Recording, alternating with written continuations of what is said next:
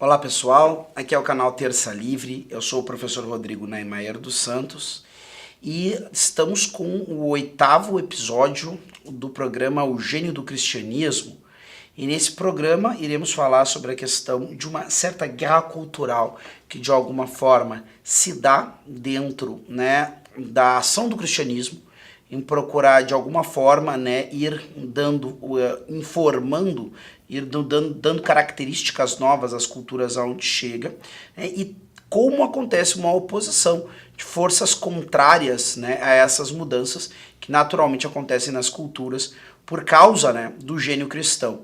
Por outro lado, também vamos falar um pouco sobre como a linguagem e o uso da língua acaba influenciando e é uma peça fundamental dentro de toda essa dinâmica cultural. Solta a vinheta.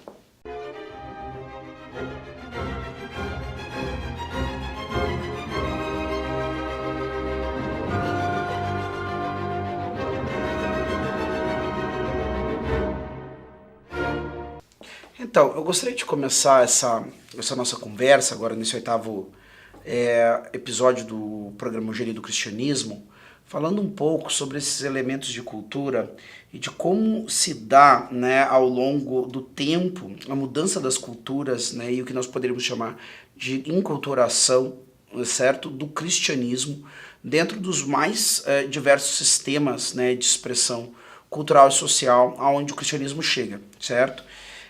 Uma vez, um grande santo da igreja, São José Maria Escrivá, ele foi perguntado como é que era a sua estratégia de penetração dentro da sociedade, não é?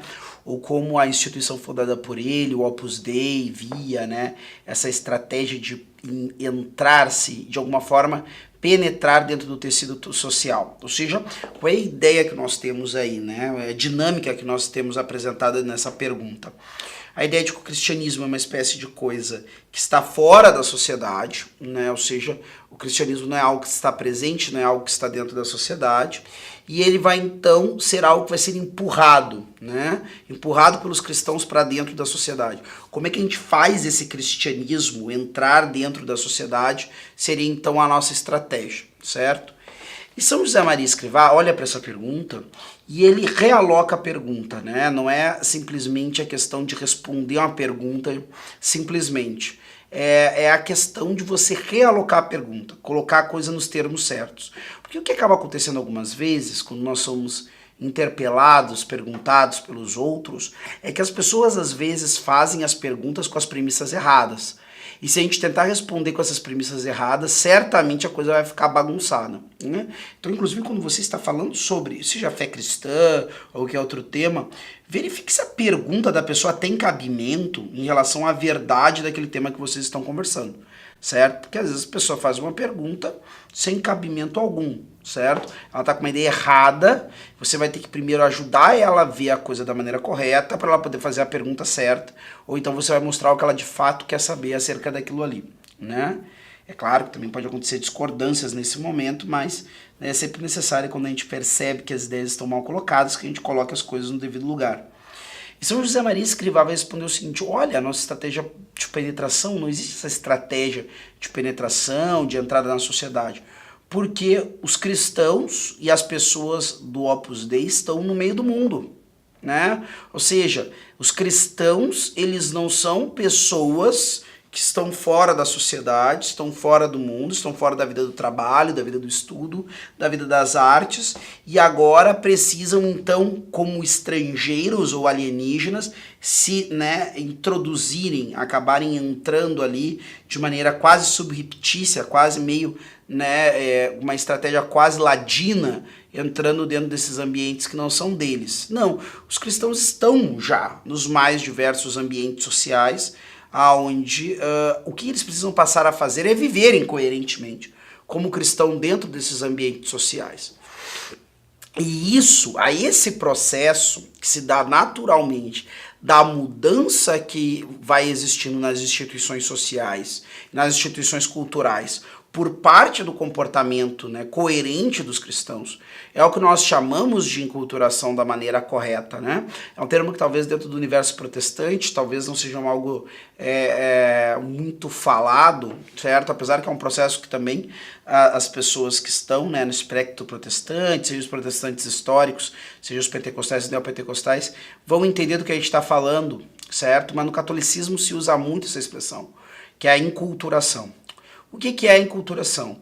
É transformar, né, colocar as palavras do Evangelho, colocar a verdade do Evangelho numa forma de linguagem e simbolismo que seja compreensível, não é, para aquela cultura, certo? Ou para aquele grupo cultural, para aquele grupo linguístico. E isso traz, né, das mais diversas dificuldades também as mais diversas possibilidades, né, para esse processo que é o processo de evangelização.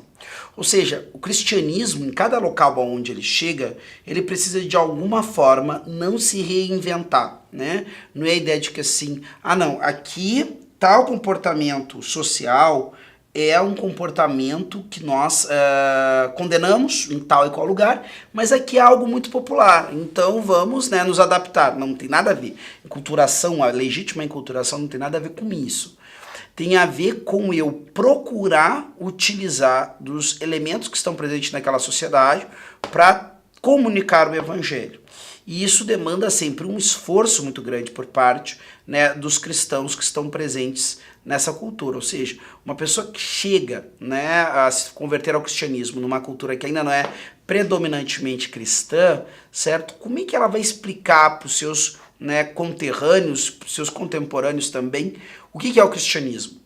Porque ela está numa cultura que não tem um arcabouço, talvez não tenha nem palavras para compreender certas categorias do cristianismo, certo? Talvez não tenha, inclusive, certos elementos categóricos da própria filosofia ou de qualquer tipo de forma de pensamento para explicar o que é a questão da pessoa divina de Cristo, que possui também, né, uma natureza humana. Ou seja, né, a igreja, quando chega num determinado local, o anúncio de Jesus Cristo, quando chega num determinado local, ele naturalmente ele acaba impactando naquela cultura, de uma forma ou de outra. Por quê? Porque, a princípio, não há lugar onde o cristianismo tenha chegado, né, que tem um anúncio semelhante. Pode ser que semelhanças hajam, né? Mas a essência daquilo que o cristianismo afirma é uma grande novidade, se torna quase uma exclusividade da fé cristã, né? Que Cristo veio, né, como verdadeiro Deus, se encarnou, viveu a nossa vida e morreu a nossa morte, ressuscitou, e isso ele fez, né, para a nossa salvação, nos servindo completamente, certo? Então, e que agora nós somos admitidos na vida divina, certo? Então, certos elementos desse relato, desse anúncio, pode de alguma forma, com alguns elementos simbólicos, estarem presentes em outras culturas, mas nunca como um corpo integral e nunca com todas essas verdades reunidas, fazendo sentido junto, né? Então, ou seja, ainda que em todas as culturas que o cristianismo chegue, ele sempre vai ter algo que ele fala, que vai tocar ao coração daquela população e que de alguma forma vai dizer para aquelas mentes e corações que estão esperando, que têm indagações superiores, né? E que vai acabar dizendo para aquela, olha, era isso que nós esperávamos, era esse fechamento, era essa completude que eu esperava e que eu não encontrava aqui, né, nesses elementos culturais e religiosos que estão presentes na minha cultura de origem. O cristianismo chega e ele dá, né, para aqueles corações que encontram nele a sua resposta, essa sensação de que agora sim, né, se completou tudo aquilo que de alguma forma se ensaiava nos relatos, nos mitos, nos elementos simbólicos presentes nessa cultura onde a pessoa se encontra, certo? Então, naturalmente, o cristianismo sempre vai acabar impactando, mexendo, né, com a culturalidade dos locais aonde ele se encontra. E por isso a questão da cultura, né, e da forma de ser civilização acaba se tornando um elemento fundamental para o processo de evangelização, certo? E, de alguma forma, nós temos ao longo do tempo, né, dificuldades que às vezes podem acabar deturpando, né, o próprio arcabouço, o próprio depósito da fé. Às vezes, alguns grupos, né, sejam de grupos de congregações religiosas, ou pessoas em particular, ou qualquer tipo de grupo cristão, pode às vezes acabar exagerando ou fazendo-se de uma maneira equivocada. O afã de tentar comunicar o evangelho ou de abarcar essas pessoas, isso é uma coisa bem importante, porque as pessoas às vezes têm a visão que a ideia do cristianismo é chegar num local e suplantar absolutamente tudo que está presente naquela cultura, certo? Inventando uma nova cultura. Isso seria um processo que nós configuraríamos como um processo até mesmo revolucionário. Mas Cristo é muito claro, ele vai dizer, eu não vim, né, quebrar a cana rachada, nem apagar, né, a chama que ainda fumega. Né? Ou seja, é importante, e o cristianismo sempre tem esse espírito de procurar conservar o que há de bom, né, e de verdadeiro e de belo nas diversas culturas aonde ele chega, onde o anúncio cristão chega e se aproxima, né, desses povos.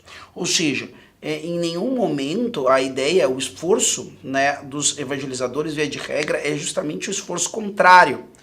É tentar salvar a maior parte possível, certo? Da cultura que já está presente naquela população, certo? E realmente só apresentar uma oposição, só apresentar, né, um chamado à mudança naquelas coisas que de fato são inconciliáveis com o evangelho e com o cristianismo.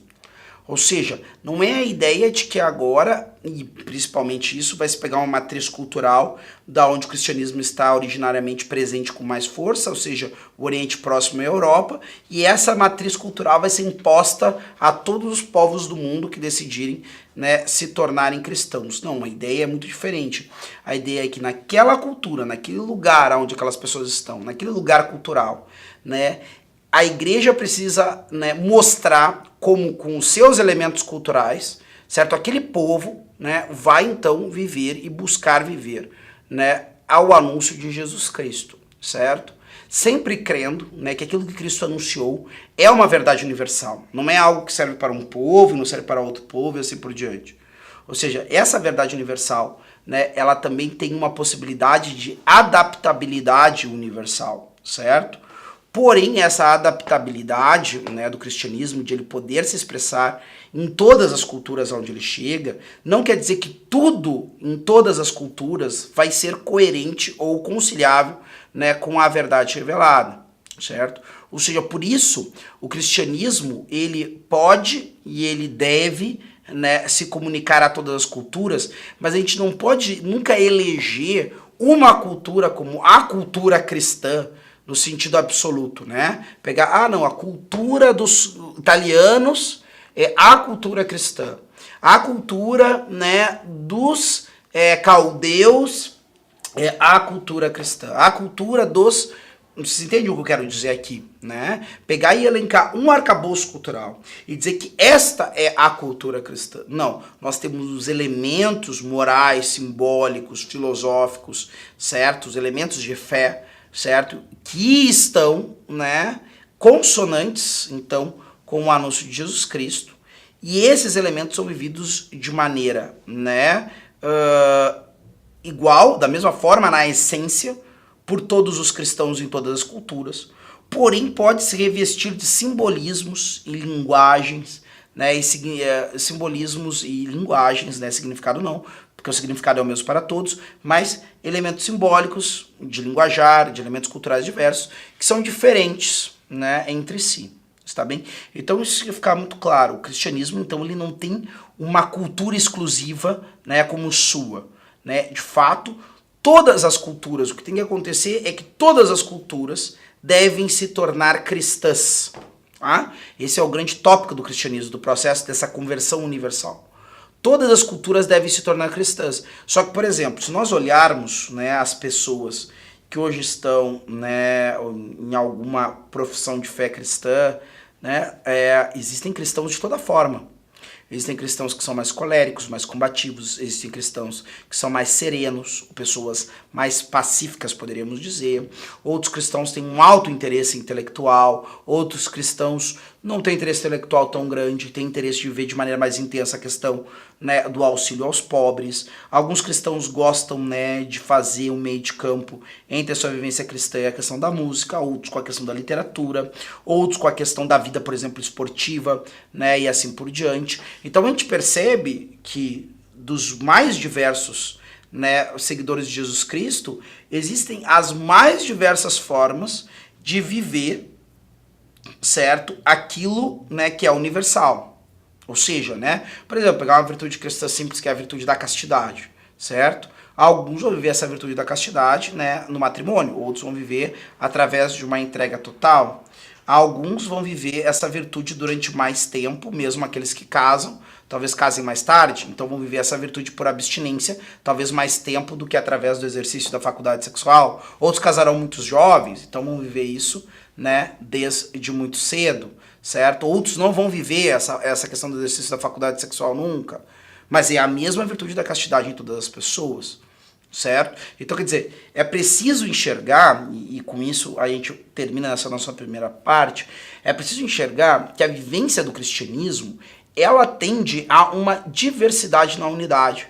Então, pensar que aderir ao pensamento cristão, ou aderir à verdade de Jesus Cristo, é aderir a uma uniformidade social, uma uniformidade cultural, é uma das piores falácias possíveis. É de fato, o cristianismo chegando numa cultura ou dentro de uma reflexão moral, existem coisas que talvez se tornem inconciliáveis com ele, né? E naturalmente ele irá combater esses elementos. Mas, tirando aquilo que é considerado errado e errado para todos, certo? O campo do cristianismo é um promotor de diversidade cultural, e aí a gente vai poder ver inclusive isso mais adiante quando nós olharmos, né, os mais diversos elementos de cultura cristã que se formaram ao longo desses 2000 anos de história de cristianismo, não é? Vou fazer um pequeno break aqui e já retomamos com o tema da linguagem. Uma pergunta honesta e sincera: quanto você gasta com educação? Eu não quero saber o quanto o Estado gasta, mas o quanto você gasta. Analisando todos esses gastos, você é capaz de me dizer o que está acontecendo de fato com o Brasil?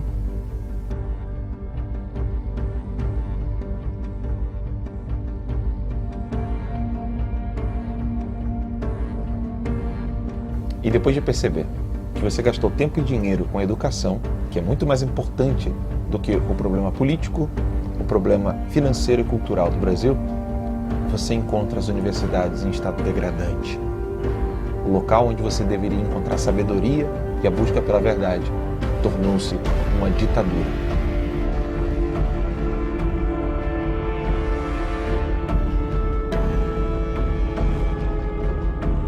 Conscientes de tudo isso, nós do Terça Livre TV denunciamos todos esses problemas que ocorrem na educação brasileira, na política, na cultura e na economia.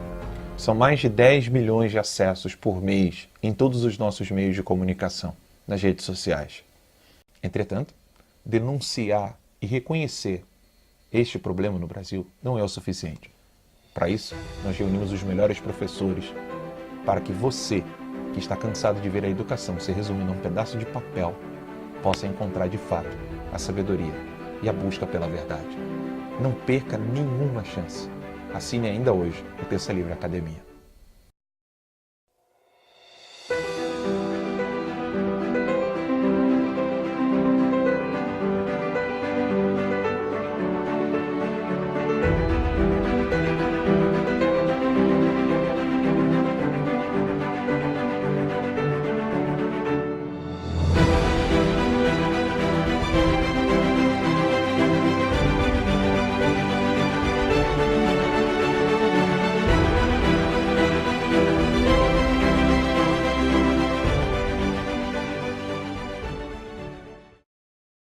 Então, pessoal, estamos retomando agora com a segunda parte do nosso episódio, o oitavo episódio do Gênero do Cristianismo, sobre a questão de uma possível guerra cultural, né, e a questão da linguagem. Bom, nós falávamos anteriormente, não é, que o cristianismo, em todas as culturas, aonde ele chegar, né, ele vai ter essa missão, os cristãos têm essa missão de procurarem transformar o anúncio do evangelho em algo compreensível para os símbolos, não é para os símbolos culturais que existem nessa sociedade. Isso abarca a linguagem, abarca também outros símbolos institucionais, pictóricos e assim por diante, certo? E é claro que isso acaba sendo um promotor de diversidade e também de novas realidades artísticas dentro de uma determinada sociedade. Alguns também talvez coloquem, né, um contraponto dizendo que, Rodrigo, mas certas expressões artísticas talvez acabem, né, sumindo, né, mediante o anúncio cristão ou a cristianização de uma cultura. Bom, quando que isso acontece? Isso acontece quando existe algo considerado, né, pelo cristianismo uma imoralidade, certo? Algo que é imoral, algo que faz mal ao ser humano, certo? E que não pode então conviver mais dentro daquele contexto daquela sociedade, certo? São Paulo é muito claro com isso. Ele vai falar, né, vocês são filhos da luz, né? Você tem que se revestir, né, das armas da luz, de atitudes de luz, certo? Ou seja, a atitude do cristão não é a atitude do indiferentismo moral, é a atitude de viver a uma medida, e a viver essa medida é a medida de Jesus Cristo. E tem coisas que são inconciliáveis com o ser, com o pensar, com o agir, que Cristo nos deixou por palavras e exemplos, certo? Então, esse é um ponto fundamental. Essa é a legítima enculturação, certo? É o chinês, né, traduzindo, né, para a sua cultura, para os seus símbolos, né, o que é o cristianismo, certo? É o japonês fazendo o mesmo, é o árabe fazendo o mesmo, é o europeu fazendo o mesmo e assim por diante, certo? E nessa unidade, mesmo com símbolos diversos, né, todos estão querendo falar a mesma coisa, significar a mesma coisa, certo? Ou seja, na essência todos estão falando a mesma coisa, só que com um linguajar cultural, né, e mesmo linguístico diferente. É evidente que isso nem sempre acontece de maneira simples e passiva, certo? É próprio do pensamento cristão que existe uma oposição, né, por parte daquelas pessoas que não querem viver a medida do evangelho, ok? E aí é evidente que quando eu começo a querer, né, tirar do meio social e do meio cultural aquelas coisas, né, que não são compatíveis com a vivência do evangelho, logo, né, existirá todo um movimento refratário a isso aí, certo? Então a gente vive muito isso hoje em dia, a gente já começou inclusive, né, essas nossas conversas falando sobre de como nós chegamos ao ponto que estamos, onde existe, me chamou a atenção agora, nesses últimos tempos, com a questão das notícias acerca, né, do presidente Bolsonaro, né? Ou seja, apresentaram um governo como um governo de extrema direita, certo? E eu fico me perguntando o que é extrema direita, porque nós chamamos ao nazismo de extrema direita, nós chamamos fascismo de extrema direita, né? E aí com uma maior facilidade do mundo a gente chama também de extrema direita, né, governos que apesar de terem uma postura diferente da postura social-democrata ou diferente dessas, né, do centro-esquerda, da esquerda de centro, do centrismo e tudo mais, são considerados extrema-direita. E aí a gente sente que muitas vezes, né, o que existe dentro, a mim pelo menos, é uma análise que pode partir, pode ter todas as críticas do mundo, mas a mim é claramente um governo que nós estamos à direita, mas extrema-direita, será que seria o caso? E as pessoas ficam até perplexas, né, com o nível, né, da virulência com que se ataca, tá, algumas posturas ao longo da história, e as pessoas, mesmo muitas vezes, tendo uma convicção interior de que algo está correto, às vezes a violência com que se ataca, né, e a pecha que se coloca em algumas formas de pensar e de comportamento, especialmente hoje em dia, com a questão do cristianismo, ou até mesmo de um conservadorismo social, que não é a mesma coisa. O cristianismo transcende, sempre vai transcender qualquer filosofia política, né, ou pensamento político, ou pensamento filosófico, qualquer coisa que eu valha, certo?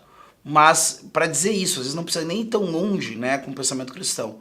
Basta mesmo um pensamento mais conservador, de conservar as instituições e tudo mais.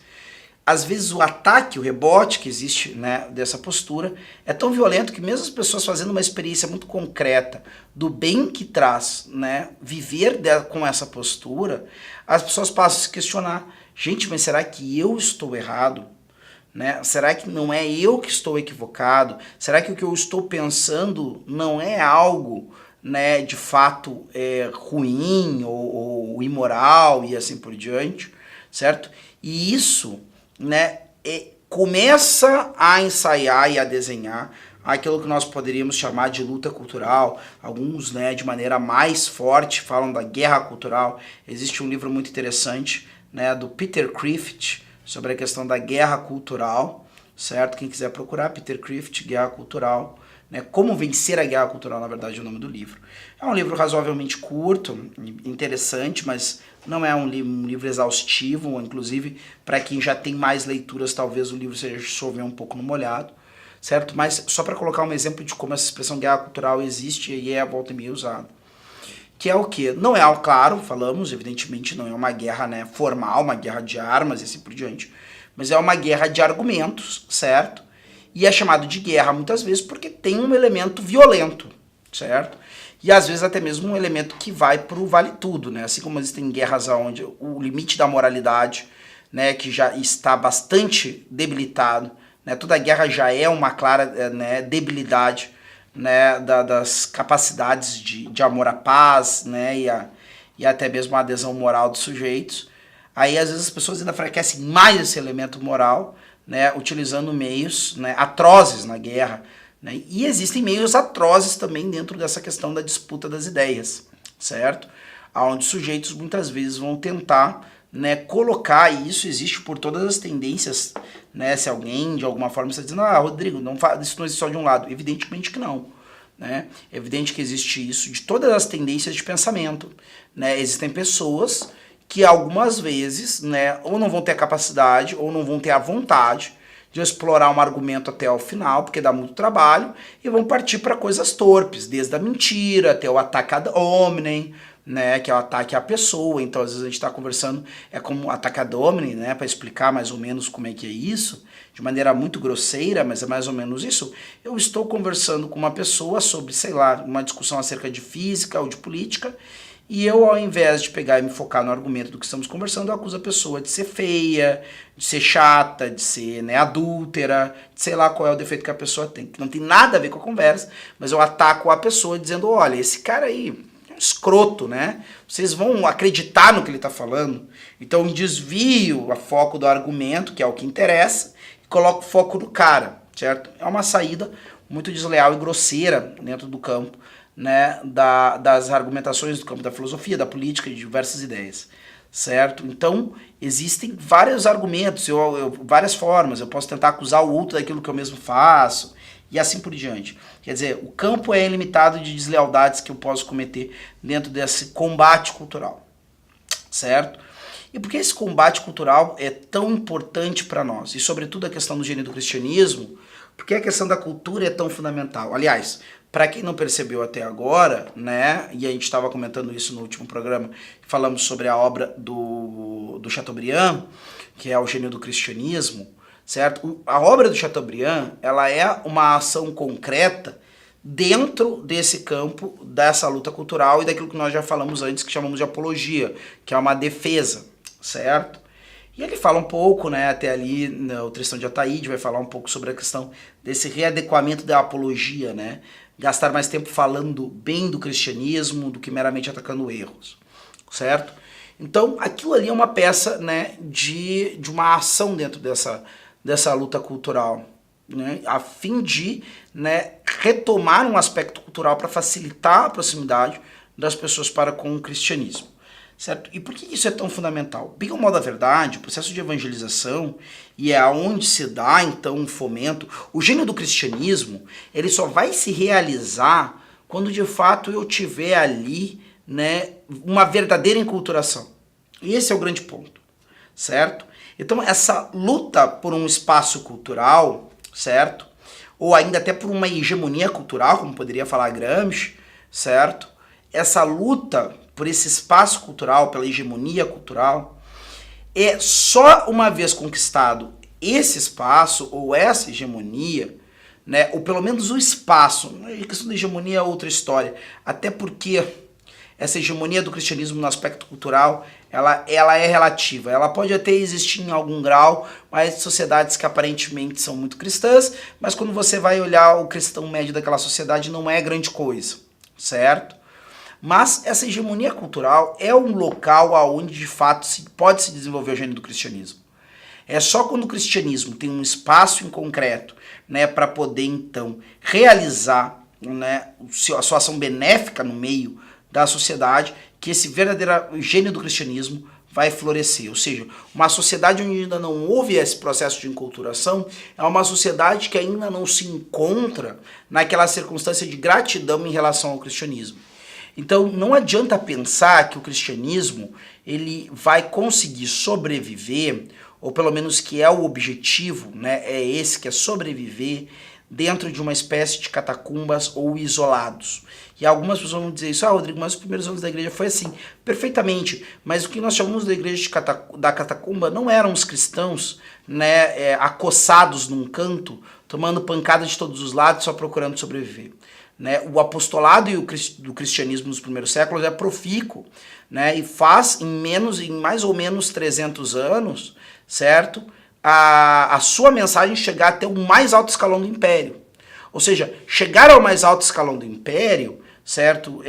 Não é uma coisa que os cristãos conseguiram simplesmente ficando, né, ilhados nos seus grupinhos, né, tentando sobreviver com a sua forma de vida, sem tentarem espalhar e dar o seu testemunho dentro da sociedade. Certo? Ou seja, enquanto não houver verdadeira enculturação, verdadeira tradução do espírito cristão, certo? Para, né, os elementos compreensíveis de cada cultura, isso é enculturação. Enculturação não é fazer missa, por exemplo, o pessoal começa a chamar as missas enculturadas, missa afro, a missa gaudéria, missa, né, como é que o pessoal chama? Missa gaudéria, missa, não sei se é missa gaudéria ou missa gaúcha, uma coisa assim, que o pessoal fala, né?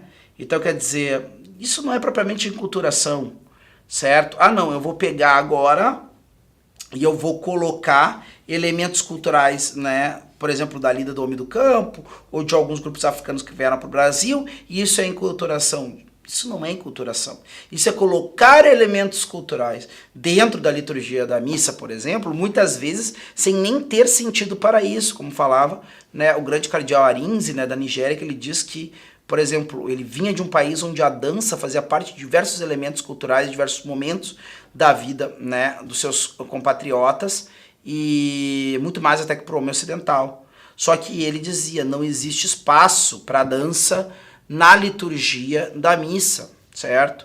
Então nós não fazemos isso nem mesmo na África, né? Um africano, ele não a missa é outra coisa, certo? Então ele deixava muito claro que a enculturação não significava colocar elementos culturais dentro daquilo que é o arcabouço do cristianismo, mas é traduzir o cristianismo para aqueles elementos culturais que já existem, certo? Ou seja, como é que eu traduzo para o pensamento de um povo, de uma população, a questão do cristianismo, certo? Ou seja, essa enculturação é o elemento decisivo para saber se de fato houve um processo de evangelização ou se na verdade só existem alguns cristãos por aí no meio do pessoal fazendo algum barulho, certo?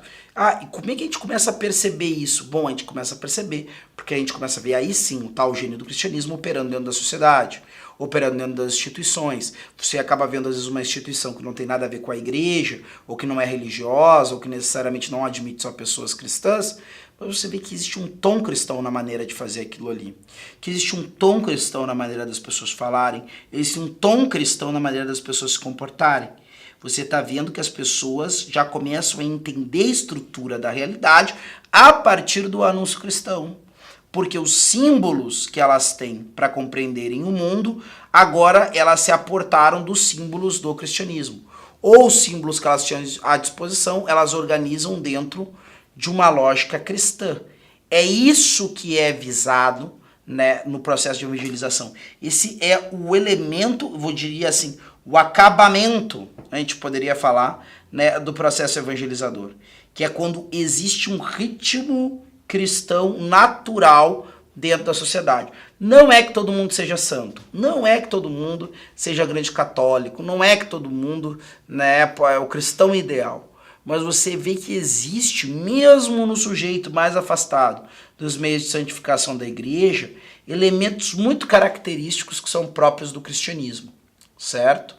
E é evidente, isso naturalmente vai levando a tirar do meio, né, da sociedade comportamentos e linguagens que, na verdade, empanam, né, essa maneira de viver a vida, que é propriamente uma maneira cristã ou influenciada pelo cristianismo, certo? E aí entra um elemento, a gente não falou tanto assim, deu para compreender em algum grau o papel da linguagem, evidentemente, certo? A gente vai ver, por exemplo, até em algumas expressões que a gente utiliza que envolvem a religião ou coisa daqui, ou, né, que às vezes até de maneira meio, né, sacrílega, acaba caindo meio na boca do povo, né, como invocar as pessoas sagradas quando acontece alguma coisa, ou dar graças a Deus quando algo de bom se dá, né, ou desejar, né, que Deus acompanhe a pessoa. Muitas das pessoas que usam esse tipo de expressão não estão usando essas expressões porque têm uma fé verdadeira, mas estão imersos dentro de um ambiente que tem o cristianismo como, né, o grande fornecedor e enriquecedor dos símbolos linguísticos e culturais, certo? E hoje em dia, talvez, né, como falou o grande professor Rodrigo Gurgel, né, talvez uma das coisas mais importantes que nós temos a fazer para voltarmos a dar um tom cristão, ou ainda um tom mais lúcido para a nossa sociedade, é realmente usar o nome para as coisas que as coisas possuem. Certo? Então, enquanto nós continuarmos aderindo a um politicamente correto por um lado, certo? Ou uma linguagem amena para coisas muito ruins por outro, o que vai acabar acontecendo é que vai ficar esse tom, né?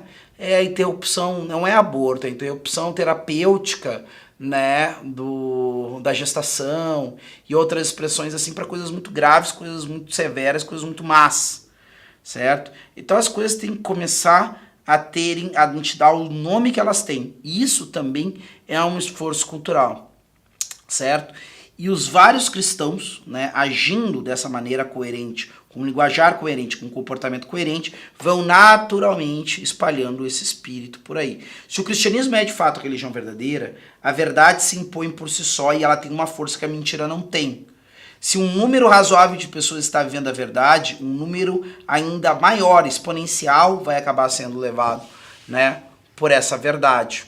E aí a gente acaba falando para os próximo episódio, vamos falar sobre isso, que é a questão do grande elemento, a grande bomba cultural, né, que a igreja joga no meio da sociedade, que é o santo, a figura do santo. Certo? E claro, nós sabemos também que tem pessoas, né? Claro, os protestantes já não têm essa visão dos santos, mas a gente também vai dar uma significação para abarcar um sentido mais amplo. Mas isso, essa visão de que aquele que vive de maneira mais excelente a fé cristã, né, que é o santo, é capaz de influenciar para uma cultura cristã de maneira muito mais severa e às vezes, né, uma pessoa é capaz de influenciar um país inteiro, uma sociedade inteira, né, e fazer um bem, né, que vai durar ainda durante muitos séculos. Nós vamos ficar por aqui, o tempo já nos foi. Aguardamos você para nosso próximo encontro no Gênio do Cristianismo, para falarmos dos santos. Até lá!